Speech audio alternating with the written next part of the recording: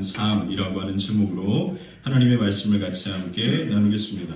오늘도 같이 함께 말씀을 나눌 때 우리 오늘 청지기 주일입니다. 청지기 주일은 하나님께서 한 해 동안 우리를 부르신 사명의 자리에서 우리가 함께 하나님 앞에 충성을 다할 것을 하나님 앞에 예배로 올려드리는 시간입니다.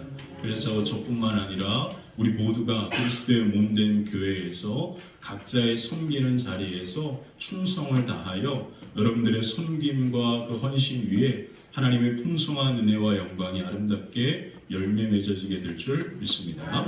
자, 우리 오른손을 가슴에 얹고 같이 함께 저를 따라서 고백했으면 좋겠습니다. 우리는 오직 하나님께만 영광을 돌리고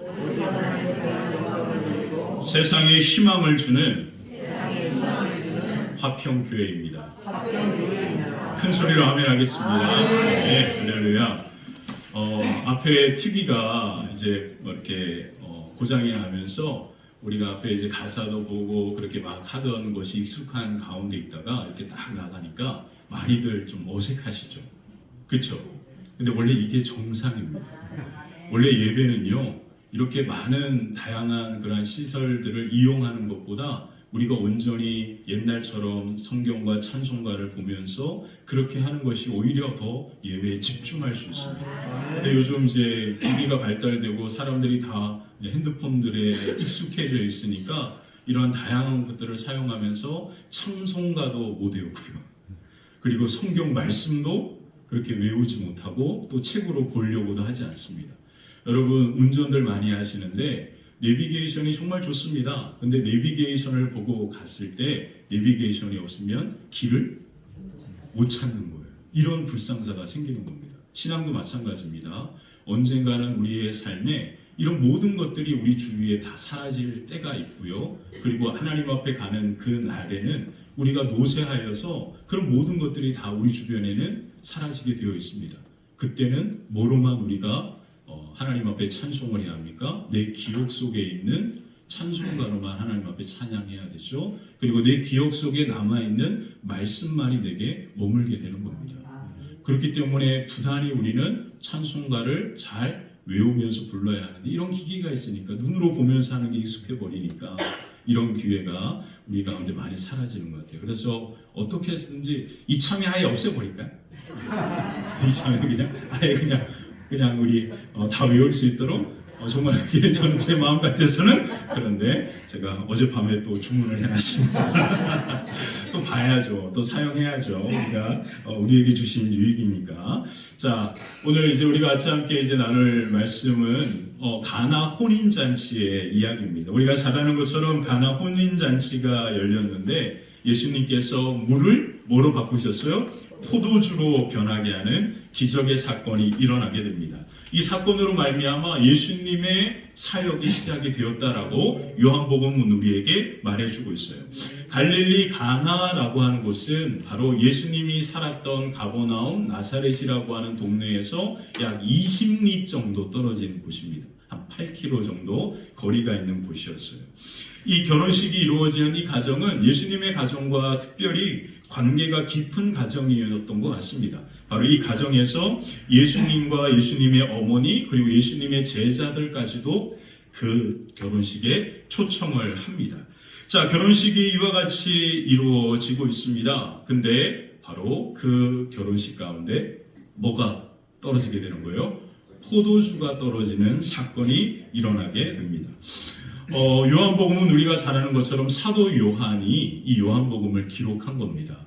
요한이 이 요한복음을 기록하면서 바로 이 가나 혼인잔치의 이 이야기를 가장 첫 번째 기적이라고 하면서 그렇게 남겨두고 있습니다.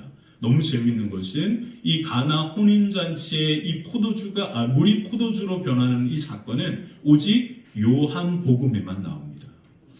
그래서 사도 요한은 이 물이 포도주로 변하는 이 사건을 너무나 의미 있게 기억하고 생각했다라는 요한의 의도를 우리는 발견하게 됩니다.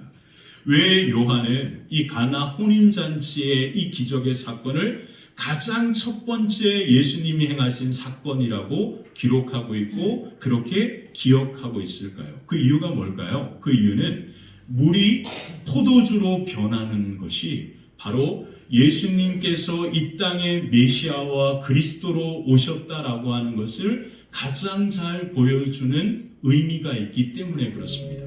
우리가 잘 아는 것처럼 물이 포도주로 변한 것이 바로 존재 자체가 변했다라는 의미를 갖고 있거든요. 바로 포도주는요, 물을 섞어서 포도주를 만들지 않습니다. 혹시 포도주를 만드는 과정을 들어보셨나요?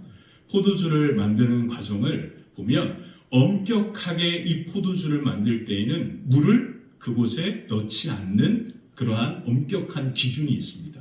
그래서 지금도 이 포도주를 생산하는 나라에서는요, 법으로 이 규칙을 정해둡니다. 그래서 법으로 포도주를 만들 때 절대 물을 첨가하지 말라고 정할 정도로 그렇게 중요하게 포도주를 만들 때 이것을 생각한다라는 뜻이죠. 세상에서 가장 유명한 포도주가 혹시 뭔지 아시나요? 예배 때 술 얘기해서 죄송한데 바로 프랑스에 있는 부르고뉴라고 하는 지역에서 나오는 포도주입니다. 이것이 세계에서 가장 유명한 포도주고 가장 비싼 포도주인데요. 포도주 한 병이 약 1,000,000원가량입니다. 그만큼 정말로 아주 많은 정성과 그리고 힘을 들여서 그 포도주를 만드는데요. 이 브로뉴고에서 만드는 이 포도주는 품질 자체가 너무나 이 포도 자체가 다르고요. 그리고 그 곳의 기후 자체도 다른 곳과 너무 차별화되어 있고, 그리고 이 포도주를 만들어서 발효하는 이 모든 과정도 엄격하게 정통을 따라서 지키고 있기 때문에 이 포도주 한 병의 가격, 요만한 한 병의 가격이 무려 1,000,000원이 넘는다라고 이야기해요. 그래서 이 포도주를 즐겨 먹는 사람들은 이곳에 나선 포도주를 먹는 것을 너무나 간절히 원한다라고 그렇게 이야기합니다. 설교 시간이라 포도주 얘기는 여기까지만 하고요. 자, 왜 이 포도주가 유명하냐면 그 포도주를 만들 때 절대 물을 첨가하지 않는 겁니다. 그게 가장 중요한 원칙이에요. 그러니까 이제 우리는 이 말씀이 어떤 의미를 하는지 이해하실 겁니다.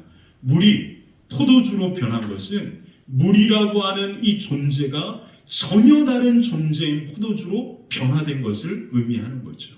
바로 예수님께서 이 땅에 인간의 몸을 입고 오셨던 그 예수님께서 이제는 인간 예수가 아니라 바로 하나님의 아들 메시아로서의 삶으로 완전히 변화된 사역이 시작되었다라는 것을 이 사건이 의미하기 때문에 요한은 이 사건을 가장 먼저 다루고 있는 겁니다. 자, 그래서 이 기적의 역사의 사건이 바로 요한이 봤을 때는 예수님이 이 땅에 메시아 구원자로 오셨던 사역의 가장 첫 번째 의미 있는 사건이라고 이야기하면서 이 이야기가 오늘 요한복음에 이렇게 기록되어 있습니다.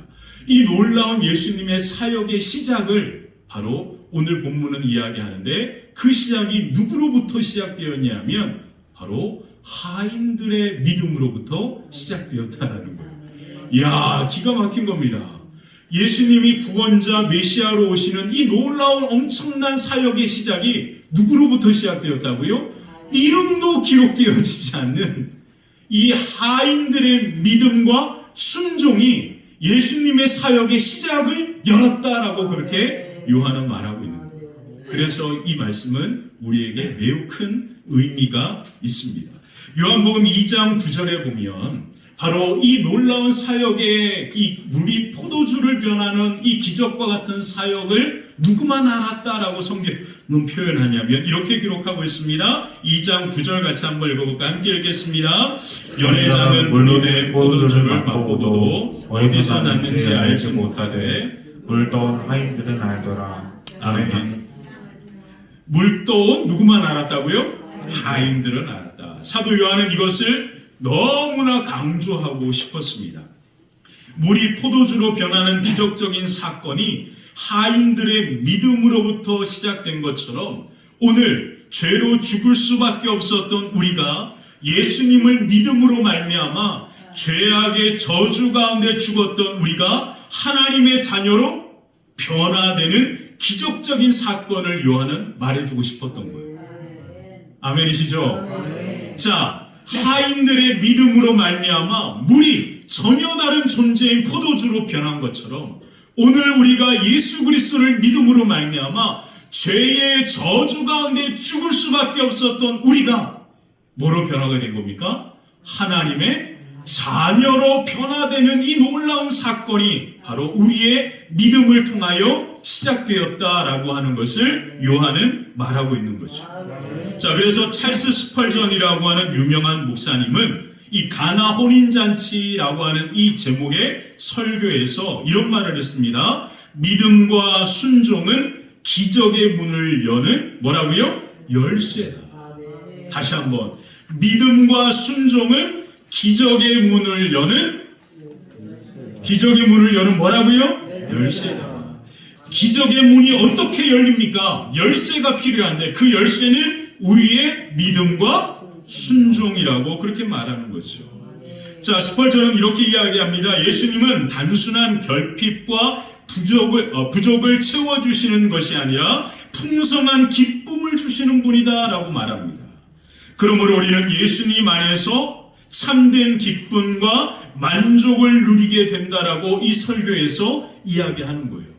믿음과 순종으로 기적의 문이 열리고, 그리고 그 기적의 문이 열리는 순간 바로 예수님 안에서 우리의 삶에 참된 기쁨과 만족을 누리는 기적의 삶이 날마다 우리의 삶 가운데 일어난다라고 스펄전은 이 설교에서 강조하고 있습니다.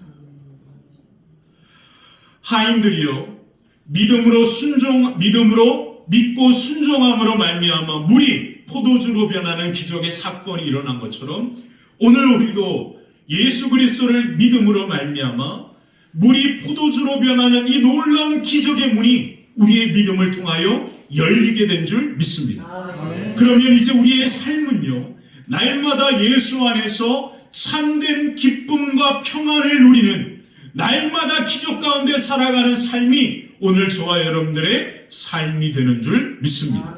오늘도 여전히 예수 그리스도를 믿음으로 순종하여 기적의 문을 열어 오늘 종들과 같이 하나님의 부르심을 따라 믿음과 순종으로 예비하는 모든 성도님들의 걸음 위에 물이 포도주로 변하는 기적의 역사처럼 여러분들의 삶과 가정과 기업 위에 날마다 기적의 역사가 여러분들의 삶의 일상이 되어지는 축복이 가득하게 되시기를 주님의 이름으로 간절히 축원합니다. 자, 그래서 오늘 말씀을 통하여 놀라운 기적의 역사를 경험했던 하인들의 믿음의 모습을 함께 살펴보면서 하나님의 말씀을 같이 함께 나누겠습니다. 첫 번째, 믿음은 놀라운 기적의 역사의 시작입니다. 놀라운 기적의 역사가 언제 시작됩니까? 믿음으로부터 시작되는 거예요. 가나 혼인잔치의 놀라운 기적의 역사는 믿음으로부터 시작됩니다. 믿음과 순종을 통해서 기적의 문이 열리게 된 거죠.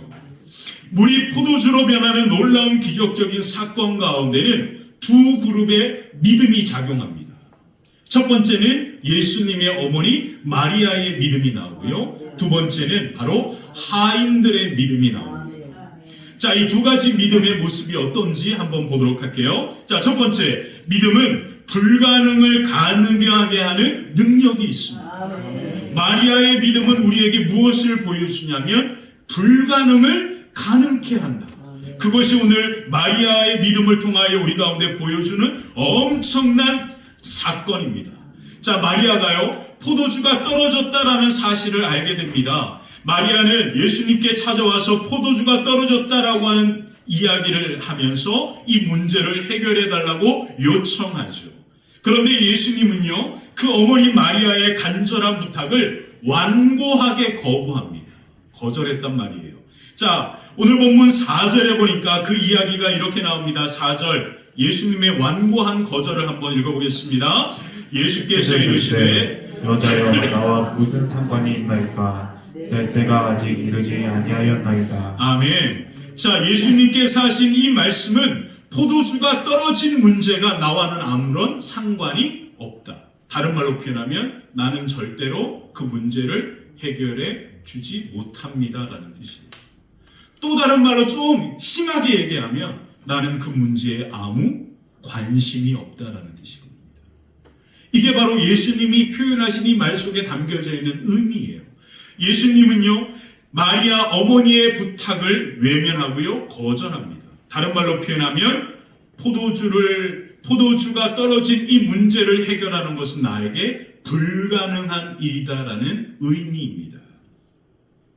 자, 그런데 마리아는요, 예수님이 이렇게 간곡하게 거부를 했음에도 불구하고 종들을 부릅니다. 그리고 종들을 불러서 마리아는 이렇게 말합니다. 5절을 한번 볼까요? 오늘 중요한 첫 번째 믿음의 모습입니다. 5절 한번 읽어볼게요. 그의 어머니가 하인들에게 이르되 너희에게 무슨 말씀을 하시든지 그대로 하라느니라. 우리는 믿음을 우리의 입술의 고백으로 여기는 경우가 많이 있습니다. 그래서 믿음을 그렇게 생각한단 말이에요. 근데 오늘 마리아는 우리에게 믿음이 무엇인지를 가장 먼저 우리에게 말합니다. 뭐라고 이야기합니까? 너희에게 무슨 말씀을 하시든지 그대로 하라. 그대로 하라. 이것이 바로 마리아가 우리에게 보여주는 믿음입니다. 예수님은 분명히 불가능하다라고 이야기했습니다. 거부했습니다. 그러나 마리아는 종들에게 믿음으로 선포합니다. 마리아에게는 어떤 믿음이 있었습니까? 무슨 말씀을 하시든지 그대로 하면 그 믿음대로 될 것이다라고 하는 믿음이 있었다라는 거예요. 그래서 믿음은 무엇입니까? 믿음은 우리의 지혜와 지식, 감정과 생각을 따라 반응하는 것이 아닙니다. 내가 오늘은 예수님 믿으면 좋을 것 같은 감정이 생기니까 나 예수님 믿어요. 이게 아니란 말이에요.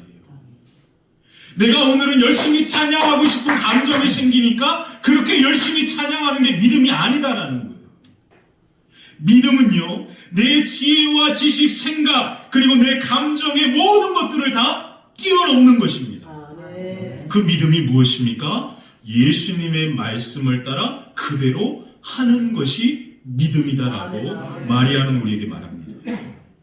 마리아의 믿음은요, 비록 예수님께서 거절하셨으래도, 예수님께서 불가능하다라고 말씀하시더라도 바로 그 마리아는 예수님이 무엇이든지 말씀하시는 대로 하면 그 불가능한 일이 가능케 되어진다라는 믿음을 갖고 있었던 겁니다. 그러므로 믿음은 무엇입니까? 믿음은 모든 불가능한 것을 가능하게 만드는 능력이 있는 거죠. 기가 막히지 않습니까? 예수님은 분명히 불가능하다라고 말했습니다. 근데 마리아에게는 어떤 믿음이 있는 거예요? 예수님이 말씀하시는 대로 하기만 하면 그 불가능한 것까지도 가능케 한다라는 믿음이 있었다는 거예요. 야, 이게 믿음의 능력인 거죠. 그래서 마태복음 9장에 보면 어떤 말씀이 나오냐면 귀신 들린 아들을 예수님께 데리고 왔을 때 예수님 할 수만 있으면 내 아들을 고쳐주십시오라고 그렇게 이야기하는 아버지 앞에 예수님은 믿음에 대하여 이렇게 말씀합니다. 마가복음 9장 23절 한번 읽어볼까? 함께 읽겠습니다. 예수께서 이르시되 할 수 있거든이 무슨 말이냐 믿는 자에게는 능히 하지 못할 일이 없느니라 하시니. 와, 저는 영어 이 말씀 너무 좋아합니다. Everything is possible. 모든 것은 다 가능하다. 우리가 바로 믿음이에요. 우리가 믿기만 하면 모든 것은 다 뭐하다? 가능하다. 다른 말로 바꾸면 뭡니까? 예수님이 불가능하다라고 말씀하신 것도 우리의 믿음은 그것을 가능하게 바꾼다라는 거예요. 다른 말로 표현하면 하나님의 마음까지, 예수님의 마음과 계획까지 그 믿음이 바꿀 수 있는 능력이 있다라는 겁니다. 그러니까 그 믿음은 모든 것이 뭐하다? 예수님의 말씀입니다. 제 말이 아니라 저 매우 긍정적이고 믿음이 좋은 제 말이 아니고요. 예수님이 그렇게 말씀하십니다. 모든 것은 가능하다. 믿는 사람에게는. 기가 막히죠. 그러므로 오늘 우리에게 필요한 것은 뭘까요? 믿음입니다. 어떤 믿음이요? 불가능을 가능케 하는 믿음. 그 믿음으로 예수님 앞에, 하나님 앞에 나아가면 예수님이 거절한 것까지도 변화시키는 능력이 그 믿음 가운데 있는 줄 믿습니다. 이게 간절함 아닐까요? 예수님이 아니다 그러면 예, 오케이, 예, 순종하여 이게 성경에서 말하는 믿음이 아니고요. 진짜 믿음의 능력은 예수님이 아니다라고 했더라도 그 예수님 앞에 믿음을 가지고 가는 겁니다. 그러면 그 예수님이 아니다 한 것도 바꾸셔서 그 문제를 해결해 주시는 거죠. 이게 우리의 믿음입니다. 기가 막히죠. 그러므로 이 믿음이 기적의 문을 여는 뭐예요? 열쇠인 거죠. 열쇠. 자, 두 번째, 하인들의 믿음을 볼까요? 하인들은 어떤 믿음으로 나아가냐면, 믿음은 나의 한계를 넘어 말씀을 따라 순종하는 것이다. 믿음은 뭐라고요? 나의 한계를 넘어. 정말 중요합니다. 나의 한계를 넘는데 그 방향과 기준이 분명합니다. 무엇을 따라? 하나님의 말씀을 따라 뭐 하는 거예요? 순종하는 겁니다. 자, 마리아의 부탁을 따라서요, 종들은 예수님께 갑니다. 그리고 예수님께서 무슨 말씀을 하시든지 그대로 할 마음으로 그렇게 예수님께 찾아갑니다. 지금 그 잔치 자리에서 포도주가 떨어진 문제는 엄청나게 하인들에게는 심각한 문제예요. 왜 그러냐면 결혼식은 그 주인의 가정에 여러 번 많이 있는 잔치가 아니거든요. 모든 사람의 인생의 결혼이라고 하는 것은 어떻게 보면 딱 한 번밖에 없는 일이잖아요. 그렇기 때문에 그 주인의 가정에서는 이 잔치는 너무나 중요한 잔치인 거예요. 근데 이 잔치를 준비해야 될 하인이 그 잔치에 초청돼서 오는 손님들에 대한 파악을 잘못하는 바람에 너무 많은 손님이 와버려가지고 포도주가 떨어지고 있는 거예요. 그래서 하인들이 이 문제를 해결하기 위하여 막 돈분서주합니다. 그리고 막 여러 집에 찾아가서 포도주를 빌려오기도 하고 막 여러 가지 대책을 마련하는데 그 모든 일들이 다 이 문제를 해결할 수 없는 거예요.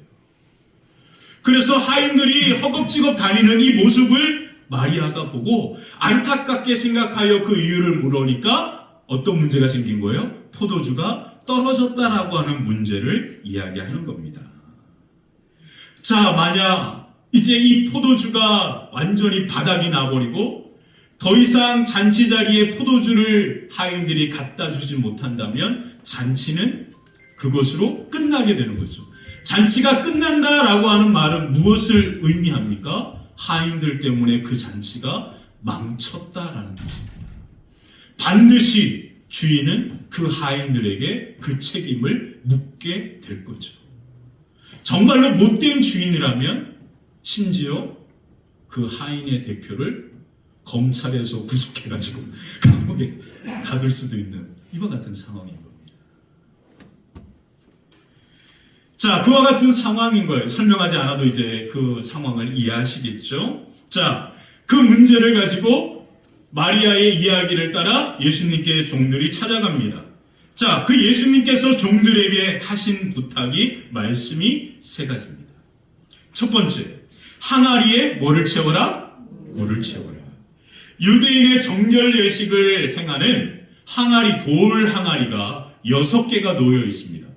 이 6개의 항아리가 약 40리터가 들어가는 항아리예요.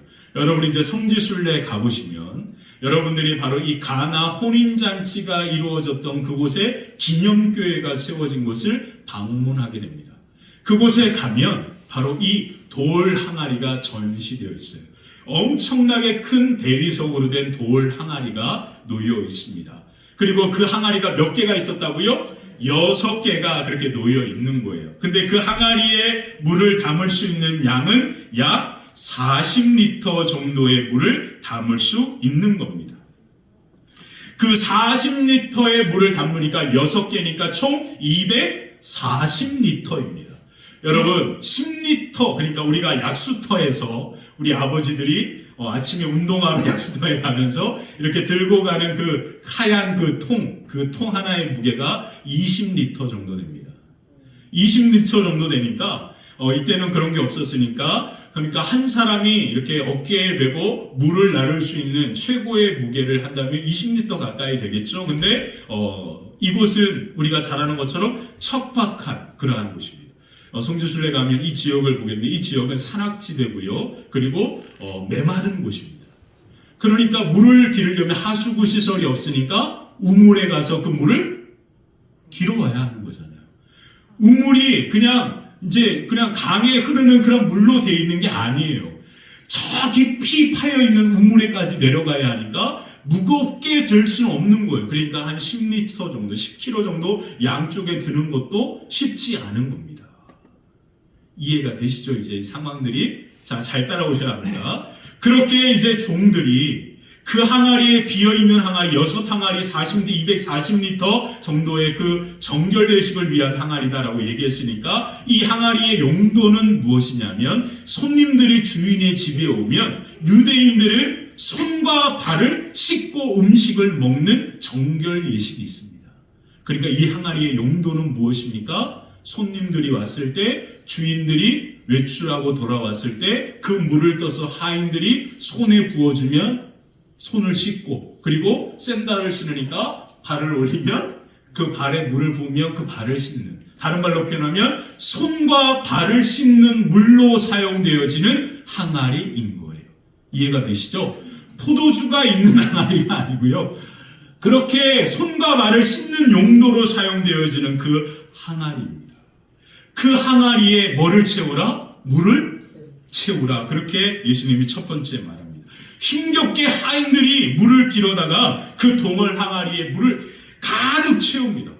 그러면서 이 말씀을 생각하면서 왜 갑자기 포도주가 없는데 돌 항아리에 물을 채우라, 도저히 이해할 수 없지만 예수님이 하라 그러니까 이 문제를 어떻게 해서든지 해결해야 하니까 종들이 그와 같이 한 겁니다. 그렇게 해가지고 땀을 삐삐 흘리면서 그렇게 잔치는 이루어져 있고 이제 포도 떨어지면 그렇게 급한 마음에 이렇게 물을 길어다가 땀을 흘리면서 물을 가득 채웠습니다.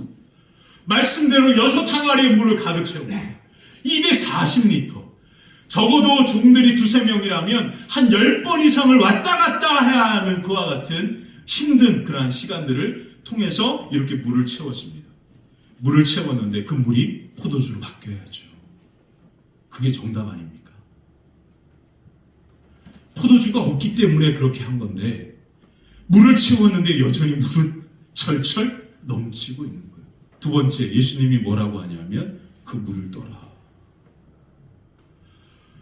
이제 하인들이 조금씩 열받기 시작하는 지금 포도주 구해와도 지금 급한데 아니 물을 뜨라니요. 이해할 수 있습니까 여러분? 근데 종들은 물을 바가지로 뜹니다. 여전히 그것은 뭐예요? 물입니다. 예수님이 시키니까 종들이 바가지를 가지고 넘치는 그 항아리에서 물을 확 뜨는 거예요. 물을 떴습니다. 그까지는 좋아요. 할 수 있어요. 근데 그 물을 잔치에 갖다 주라는 거예요. 아니 예수님 지금 우리는 뭐가 필요해? 포도주가 필요한 거예요. 아니 물을 갖다 주라니요. 저 같으면 한번 예수님을 멱살 한번 잡아서 아니 이 사람이 지금 놀리는 거야? 장난치는 거 뭐야? 물을 떠가지고 갖다 주라는 거예요? 자 8절 한번 읽어볼까요? 그대로 보겠습니다. 8절 예수님의 마지막 세 번째 말씀입니다. 한번 읽어볼게요. 시작. 자 이게 더 놀랍습니다. 물을 떴어요. 근데 물을 떠서 갖다 주라 그러니까 그 물을 가지고 잔치 자리로 가는 겁니다. 여전히 그 바가지에 들어있는 것은 물입니다. 종들이 예수님의 말씀대로 물을 떠서 갖다 줍니다. 그리고 잔치를 주관하는 사람에게 그 물을 갖다 준 거예요. 근데 잔치를 주관하는 사람이 마시고 나서 그는 이렇게 고백합니다. 우와 이렇게 맛있는 포도주가? 이게 놀라운 거 아닙니까? 이제 이 말씀이 무엇을 의미하는지 이해가 되십니까? 하인들이 항아리에 물을 채울 때 포도주로 변한 게 아닙니다. 여전히 물이었습니다. 물을 뜰 때 포도주로 바뀐 게 아닙니다. 여전히 물입니다. 그 물을 갖다 주라 하셔서 그냥 갖다 줬습니다. 근데 그 물을 잔치를 주관하는 그 사람이 마시는데 그게 바로 뭐로 바뀐 거예요? 이거를 우리는 뭐라 말합니까? 기적이라 말합니다. 목사님, 그 잔치를 주관하는 사람이 술이 채가지고 헷갈린 거 아니에요? 어쨌든 그의 고백은 포도주다, 그렇게 고백합니다. 그 고백을 볼까요? 한번 읽어볼게요. 9절 한번 볼게요. 9절입니다. 한번 읽어보겠습니다. 연회장은 물로 된 포도주를 맛보고도 어디서 났는지 알지 못하되 물떠온 하인들은 알더라. 아멘. 자, 너무나 중요하죠. 그 연회장, 그러니까 잔치를 주관하는 사람이 먹은 것은 무엇입니까? 물. 근데 그 물이 뭐로 바뀐 거예요? 포도주로 바뀌어 버렸습니다. 종들이 한 건 뭡니까? 그냥 물을 떠서 예수님의 말씀대로 갖다 주었을 뿐입니다. 다른 말로 표현하면 자기들의 생각과 모든 것들을 다 뛰어넘어 말씀대로 뭐 했을 뿐이에요? 순종했을 뿐입니다. 말씀대로 순종했을 뿐인데 예수님께서 그 물을 뭐로 바뀌게 한 거예요? 포도주로 변화시키는 역사가 일어난 겁니다. 자, 그렇다면 질문하겠습니다. 언제 과연 물이 포도주로 바뀌었을까요? 여러분도 그렇게 생각하시죠? 저도 그렇게 생각합니다. 성경은 그것을 이야기하지 않습니다. 근데 저는 그렇게 생각을 합니다. 왜 그러냐면 이것은 한계를 넘는 믿음이 어떤 것인지를 우리에게 말해주기 위해서입니다.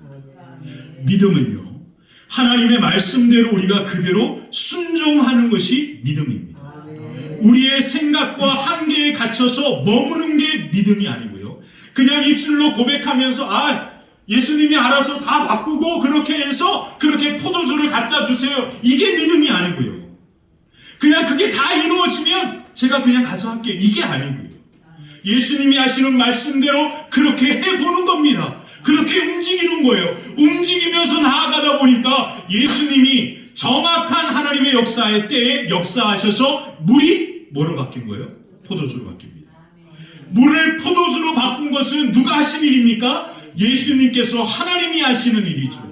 그냥 우리는 그 말씀을 따라 뭐 할 뿐입니까? 순종할 뿐입니다. 그러므로 물이 포도주로 언제 변했습니까? 저는 하인들이 예수님의 말씀에 순종할 때부터 변해가고 있었던 겁니다.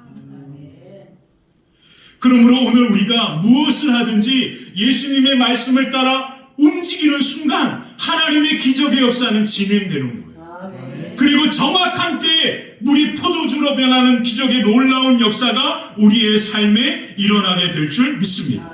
제가 예전에도 한번 말씀드렸죠. 아인슈타인이 수많은 연구를 통해 가지고 어떤 그런 연구 결과를 이룰 때 그는 이렇게 이야기합니다. 같은 일을 반복하면서 다른 결과를 기대하는 것은 정말로 어리석은 것이다. 내가 움직이기 전에는 아무 일도 일어나지 않는다라고 말했습니다. 너무나 중요한 의미가 있습니다.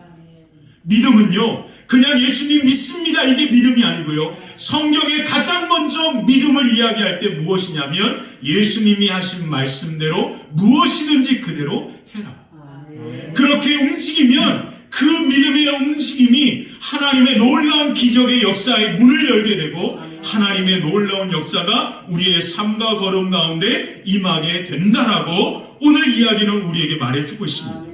오늘 우리는 청지기 주일로 오늘 보냅니다. 우리 모두는요, 그리스도의 몸된 거룩한 교회를 섬기는 귀한 사명자들로 하나님께서 부르신 줄 믿습니다. 저도 마찬가지죠. 그러므로 주님의 종으로 부르심을 받은 우리는 오늘 이 하인들과 같이 그 말씀에 그냥 순종하여 움직일 뿐입니다. 물이 포도주로 변하는 기적은 누가 행하시는 거죠? 예수님께서, 하나님께서 행하는 거죠. 그래서 베드로전서 4장 10절에 청지기인 우리에게 베드로는 이렇게 말합니다. 한번 읽어볼까요? 각각 은사를 받은 대로 하나님의 여러 가지 은혜를 맡은 선한 청지기같이 서로 뭐하라? 봉사하라. 하나님께서 우리에게 주신 그 부르심이 하나님의 은혜다라고. 그래서 그 은혜대로 서로 봉사하며 섬기며 나아갈 때 선한 청지기 같은 저와 여러분들을 통하여 기적이 역사가 되는, 날마다 물이 포도주로 변하는 그 은혜가 우리의 삶과 우리의 사역의 자리 가운데 가득하게 임하게 될 줄 믿습니다. 자, 두 번째, 이제 주님의 종으로 날마다 기적 가운데 살아갑니다. 이제 주님의 종으로 날마다 기적 가운데 살아갑니다. 기적에는요, 목적이 있습니다. 기적의 목적은 오늘 분명하게 이렇게 언급됩니다. 예수님께서 하나님의 아들이라는 영광을 드러내는 것과 견고한 믿음으로 살아가게 하는 목적이 있습니다. 그러므로 우리의 삶의 모든 기적은 이 두 가지 목적이 있습니다. 하나님의 영광을 드러내는 것과 그리고 우리로 하여금 견고한 믿음 가운데 살아가게 합니다. 자, 요한복음 2장 11절 같이 한번 읽어볼까요? 11절입니다. 예수께서 이 첫 표적을 갈릴리 가나에서 행하여 그의 영광을 나타내심에 제자들이 그를 믿으니라. 아멘. 물이 포도주로 변하는 놀라운 기적을 통해서 잔치에 참여한 사람들은 풍성한 은혜를 맛보게 됩니다. 그 중에 가장 큰 은혜를 경험한 사람들은 누구일까요? 바로 하인들입니다. 하인. 왜 하인들입니까? 하인들은요, 그 물이 포도주로 변한 것을 그들이 직접 뭐 했기 때문에? 목격했기 때문입니다. 하인들이 물이 포도주로 변하는 기적을 통해 가지고요, 바로 그들의 삶에 이제는 어떤 놀라운 변화가 일어나게 되었을까요? 그들의 삶도 물이 포도주로 변하는 것처럼 하인의 삶에서 이제는 전혀 다른 기적적인 삶으로 그들의 삶과 인생이 완전히 바뀌고 변화되었습니다. 물이 포도주로 변하는 신비한 그와 같은 일이죠. 근데 더욱더 놀라운 일은 뭐냐면 이 하인들이 예수 그리스도 하나님의 아들을 깊이 알게 되었다라고 성경은 말합니다. 9절에 보니까 그 이야기를 이렇게 해주죠. 뭐라고 이야기합니까? 물 떠온 하인들은 알았다. 뭘 알았습니까? 물이 포도주로 변한 것을, 이 신비한 일을 알았다라는 거요? 아니죠. 바로 예수님께서 구원자 하나님의 아들이다라고 하는 사실을 알게 되었다라는 의미예요. 그래서 기적의 사건을 통하여 하인들이 참된 예수님을 만나게 되고 믿게 됨으로 말미암아 물이 포도주로 변화된 것처럼 이제 그들의 삶이 완전히 하인이라고 하는 삶에서 하나님의 자녀가 되는 삶으로 완전히 변화된 역사가 일어나는 거예요. 이게 진짜 역사인 거죠. 예수님을 믿게 되면서 믿음의 눈이 열리게 되고요, 하나님의 자녀가 되는 놀라운 은혜가 임하게 되면서 이제 하인들의 삶은 그렇게 주인의 종으로 살아가는 삶이 아닙니다. 이제 하인들의 삶은 하나님의 자녀로의 삶으로 완전히 변화가 되었습니다. 예수님의 말씀을 따라 그대로 하면서 그들은 놀라운 기적을 경험했습니다. 그리고 예수님께서 구원자, 자신들의 주인인 것을 알게 되는 거죠. 그러면서 이제는 더 이상 그들은 그 결혼식이 이루어지는 가정에 종으로서의 삶으로 머무는 것이 아니라 이제는 정말로 이 땅의 구원자가 되시는 하나님의 종으로서, 예수 그리스도의 종으로서 그들의 삶과 신분이 완전히 변화되는 그러한 삶이 그들 가운데 시작된 겁니다. 이제 그들은요, 날마다 놀라운 기적 안에서 살아가는 삶이 시작되었습니다.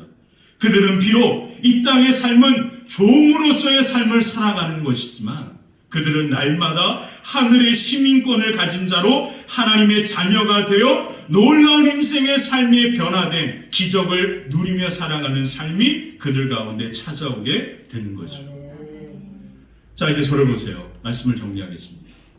사도 요한이 이 놀라운 기적의 사건을 가장 처음 기록하는 이유를 많은 신학자들은 이렇게 이야기합니다. 바로 이 요한 공동체, 이 요한복음을 읽고 있는 이 신앙의 공동체 안에 이 결혼식에서 이 물을 떠왔던 하인들이 그 공동체 안에 정말로 헌신적인 믿음의 모습들로 교회를, 공동체를 섬긴 사람들이었다라고 말합니다.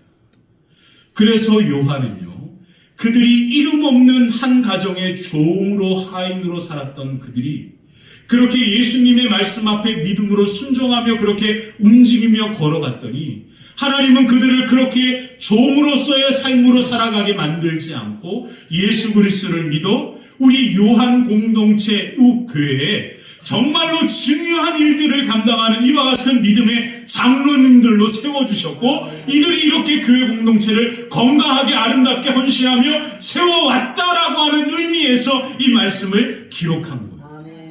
기가 막힌 거죠. 사랑하는 성도 여러분, 오늘 우리가 청지기들로 교회 앞에 하나님의 부르심 앞에 임명장을 이렇게 의미 있게 받았습니다. 우리를 부르신 분은 누구십니까? 하나님이십니다. 그 하나님 앞에 우리는 오늘 이 종들처럼, 하인들처럼 그냥 그 부르심 앞에 충성되이 그 말씀을 따라 그렇게 나아갈 뿐입니다. 근데 하나님은 이 걸음을 너무나 귀하게 여기셔서 물이 포도주로 변하는 기적의 역사가 저와 여러분들의 삶과 걸음 위에 날마다 일어나게 될 줄 믿습니다. 저는 청지기의 삶을 인생의 삶 동안 가장 아름답게 살아갔던 사람이 누굴까라고 하는 생각을 하면서 한 분을 여러분들께 또 소개시켜 드리고자 원합니다. 날마다 이와 같이 하나님께서 맡기신 사명의 자리에서 그렇게 선한 청지기 같이 주님의 종으로 그 인생의 삶을 살아갔던 한 사람이 바로 얼마 전에 9일이죠. 9일날 미국 워싱턴에 있는 국립 대성당이라고 하는 곳에서 장례식이 이루어졌습니다. 그분이 바로 누구냐면 미국의 39대 대통령 지미 카터입니다. 지미 카터가요 태어난 날이 1924년, 그리고 그분이 소천한 날이 2024년, 딱 100년입니다. 100년의 삶을 마무리하면서 그분이 하나님의 부르심 가운데 그렇게 장례가 이루어지는 것들을 봤습니다. 그렇게 장례가 이루어질 때 그 뉴스에서 한 기자가 그 시민에게 인터뷰를 합니다. 지미 카터에 대해서 어떻게 생각하십니까? 그때 그 사람이 그 인터뷰에 이런 말을 합니다. 그는 born again 크리스찬이다. 아니, 대통령으로서 카터가 어떠냐고 그렇게 물어본 질문 앞에 그의 가장 첫 번째 대답이 뭐냐면 그는 거듭난 그리스도인입니다. 이런 말을 하는 거예요. 그는 진정으로 거듭난 크리스찬이었습니다. 그의 삶의 인생의 전체가 바로 거듭난 그리스도인의 삶이 무엇인지를 우리에게 보여주었습니다. 라고 그렇게 말합니다.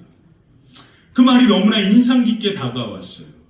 왜 사람들이 이와 같이 그와 같이 표현하냐면 그는 조지아라고 하는 곳에서 땅콩 농장을 하는 부모님의 농부의 아들로 태어납니다. 그리고 운 좋게 주지사를 거쳐가지고 대통령 후보가 되고 4년의 대통령 임기를 마치게 되는 그러한 정말 역사상 엄청난 그러한 행운으로 대통령이 된 분입니다. 그는 임기 중에 유명한 그러한 대통령은 아니었어요. 사람들이 기억하는 대통령도 아니었고요. 왜 그러냐면 그는 특별하게 한 일이 그렇게 많지 않습니다. 오일 쇼커가 있었고 여러 가지 많은 문제들이 있었기 때문이죠. 근데 많은 사람들이 기억하는 것은, 인상 깊게 봤던 것은 뭐냐면 그가 대통령이 된 이후에도 매 주일이 되면 자신의 비행기를 타고 그 교회에 주일 예배에 참석했다라는 거예요. 그 이유는 뭐냐면 주일학교 성경 교사를 하기 위해서 갔다라는 거예요. 우리가 말하는 이렇게 주일학교 아이들의 성경 교사 이것을 의미할 뿐만 아니고 교회 공동체 어른들에게 성경 바이블 스터디를 하는 그러한 일들을 이분이 매주마다 한 겁니다. 매주마다 그렇게 대통령이 직무를 하면서도 주일날이 되면 쉬는 날이니까, 공식적으로 쉬는 날이니까 어디에서 무엇을 하든지 비행기를 타고 그 조지아 마라나타 침례교회에 갔다라는 거예요.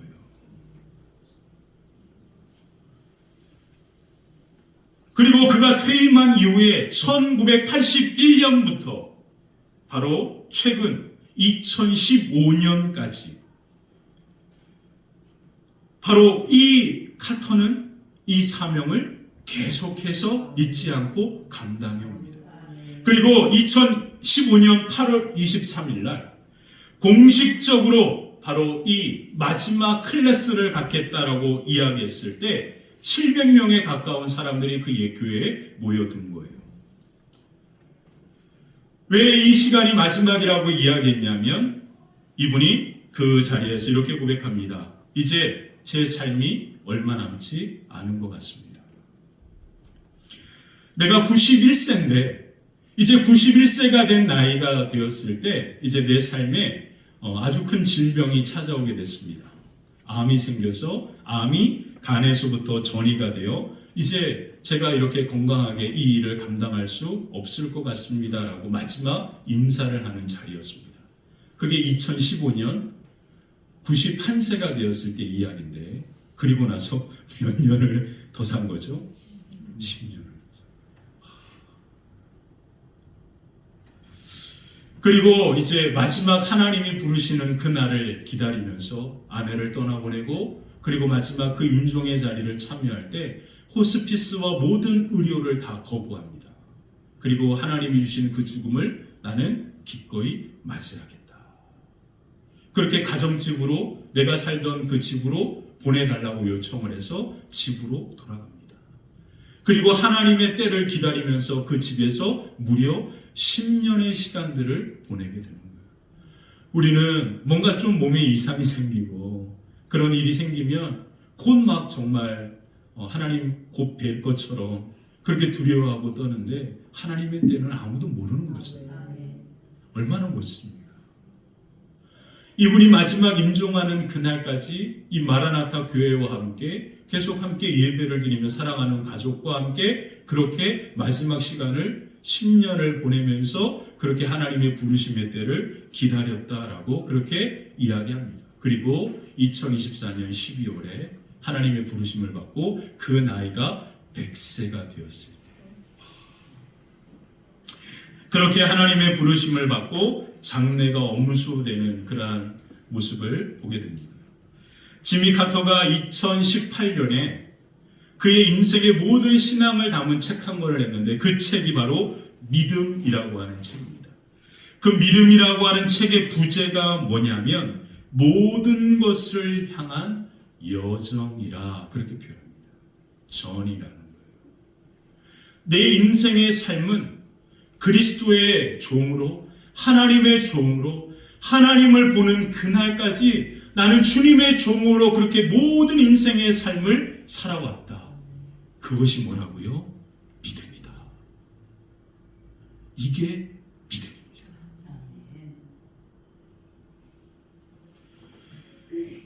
이 책에서 이런 얘기를 합니다.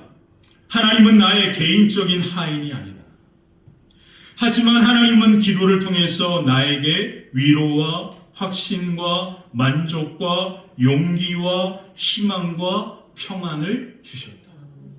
하나님이 내 하인이 아님에도 불구하고 내가 기도하기만 하면 하나님은 나에게 이와 같은 기쁨과 위로와 확신과 만족과 용기와 희망과 평안을 주시는 분이다. 내가 비록 하나님의 종임에도 불구하고 하나님은 마치 내 기도 가운데 하나님이 내 종인 것처럼 그렇게 내 삶을 이끌어왔고 나를 인도해 가셨다. 이것이 바로 믿음이다. 그렇게 표현합니다. 사랑하는 성도 여러분, 우리가 지금 누구의 종입니까?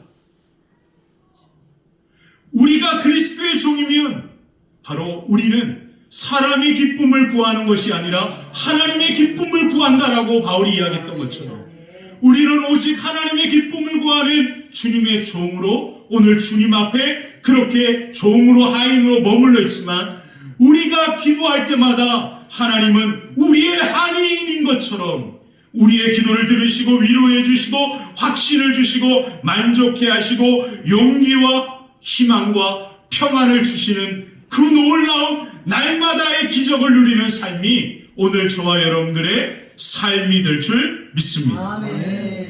지미 카터가 1977년 대통령 취임식 때 그 연설에서 인용한 말씀이 미가서에 나옵니다.